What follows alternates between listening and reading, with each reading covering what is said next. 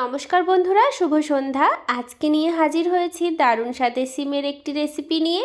এই রেসিপিটি গরম ভাতে খেতে ভীষণ ভালো লাগে, আর ঘরোয়া কয়েকটি উপকরণ দিয়েই কিন্তু এই দুর্দান্ত স্বাদের সিমের এই রেসিপিটি তৈরি হয়ে যায়।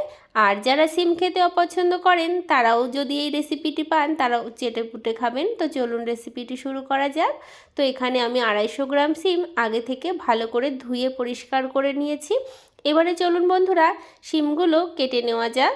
তো তার জন্য শিমের ওপরের যে শক্ত অংশটা থাকে এরকম ফেলে দিচ্ছি, দিয়ে আমি শিমগুলো দু টুকরো করে নেব।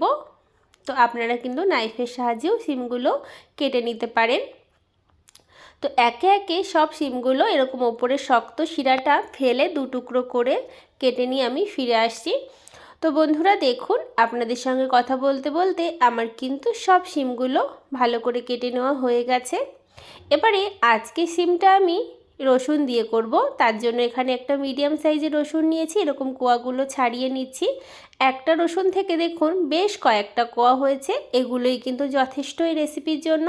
এবারে রসুনের কোয়াগুলো আমি ছাড়িয়ে নেব। তো রসুনের কোয়াগুলো আমার ছাড়ানো হয়ে গেছে, সাথে 4টে কাঁচা লঙ্কা দিয়েছি, আপনারা ঝাল বুঝে দেবেন।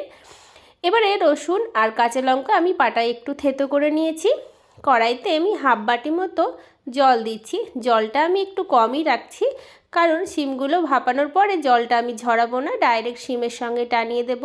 কেটে রাখা শিমগুলো দিয়ে দিলাম, দিয়ে একটু হালকা হাতে নাড়াচাড়া করে দিচ্ছি। এবারে একটুখানি নুন দিচ্ছি। নুন দিয়ে ভালো করে একটু মিশিয়ে এবারে শিমটাকে আমি একটু কিছুক্ষণ ধরে সেদ্ধ করে নেব, যতক্ষণ না শিম থেকে যে জলটা আমি দিয়েছি টেনে যাচ্ছে ততক্ষণ। তো কিছুক্ষণ পরে আমি ঢাকনাটা তুলে নিয়েছি। তো দেখুন বন্ধুরা, জল কিন্তু একদম টেনে গেছে, আর শিমগুলো কিন্তু অনেকটাই সেদ্ধ হয়ে এসেছে। এবারে শিমগুলো আমি তুলে নিচ্ছি। এবারে কড়াইতে সর্ষের তেল দিচ্ছি। রেসিপিটা বন্ধুরা সর্ষের তেলে করলেই বেশি ভালো লাগবে। ফোড়নে কালো জিরে দিচ্ছি, অবশ্যই কালো জিরে দেওয়ার চেষ্টা করবেন। ফোড়নটা ভালো করে ভেজে নেওয়ার পরে আমি একটা মিডিয়াম সাইজের কুচনো যে পেঁয়াজ সেটা দিয়ে দিচ্ছি। তবে বন্ধুরা পেঁয়াজটাকে খুব বেশি লাল লাল করে ভাজার প্রয়োজন নেই, কয়েক সেকেন্ড ভেজে নিলেই কিন্তু হয়ে যাবে। এবারে যে রসুন আর কাঁচা লঙ্কা আমি পাটায় থেতো করে রেখেছিলাম দিয়ে দিলাম। এবারে রসুনটাকে ভালো করে একটু ভেজে নেব, যতক্ষণ না রসুন থেকে কাঁচা গন্ধ চলে যাচ্ছে ততক্ষণ ভেজে নেব। তো রসুনগুলো আমার ভালো করে ভাজা হয়ে গেছে। এবারে যে আমি সেদ্ধ করে রেখেছিলাম শিম সেইগুলো দিয়ে দেব। শিমগুলো দিয়ে ভালো করে আমি কিছু সময় নাড়াচাড়া করে নেব। যারা এখনও এই রেসিপিটা বন্ধুরা ট্রাই করেননি অবশ্যই একবার ট্রাই করে দেখতে পারেন। গরম গরম ভাতে খেতে কিন্তু ভীষণ ভালো লাগে। এবারে নুন দিয়ে দিচ্ছি স্বাদ মতো, আর হলুদ গুঁড়ো দিয়ে দিচ্ছি পরিমাণ মতো। নুনটা আমি বুঝেই দিলাম, কারণ শিমটা যখন সেদ্ধ করেছিলাম তখন একটু নুন দিয়েছিলাম। দিয়ে এবারে ভালো করে নাড়াচাড়া করে নিচ্ছি। তো কিছুক্ষণ আমি নাড়াচাড়া করে নেওয়ার পরে একটুখানি জল দিয়ে দিচ্ছি,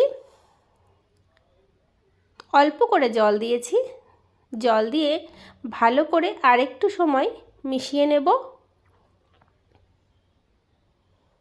এবারে ভালো করে মেশানো হয়ে গেছে, ঢাকা দিয়ে রেখে দেব। যতক্ষণ না শিমগুলো আর প্রপার সেদ্ধ হচ্ছে ততক্ষণ ঢাকা দেওয়া থাকবে। ঢাকনাটা তুলে নিয়েছি, জলটা কিন্তু অনেকটাই টেনে এসেছে। এবারে শিমগুলো আমি এই খুন্তি দিয়ে এরকম একটু ভেঙে ভেঙে দিচ্ছি। এমনভাবে ভাঙতে হবে মনে যেন হয় যেটা সিমেরই রেসিপি। এরকম খুন্তি দিয়ে ভেঙে দিলেই কিন্তু ভাঙা হয়ে যাবে। তো বন্ধুরা আমার এই সিমের রেসিপিটি যদি ভালো লাগে তাহলে অবশ্যই লাইক শেয়ার কমেন্ট সাবস্ক্রাইব করে পাশের বেল আইকনটা প্রেস করার অনুরোধ জানাচ্ছি। আর বাড়িতেও কিন্তু অবশ্যই ট্রাই করে দেখবেন বন্ধুরা।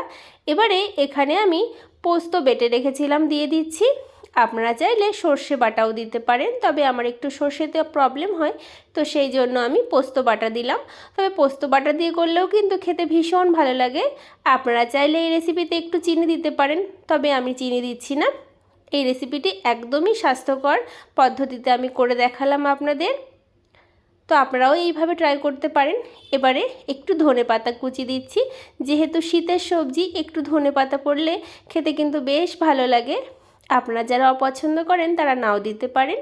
তো রান্নাটা কিন্তু অলমোস্ট হয়ে এসেছে। তো দেখুন দেখতে কতটা লোভনীয় হয়েছে, খেতেও কিন্তু ভীষণ ভালো হয়েছে। গরম গরম ভাতে যদি শিমের এই রেসিপিটি থাকে তাহলে কিন্তু আর কিচ্ছু লাগবে না।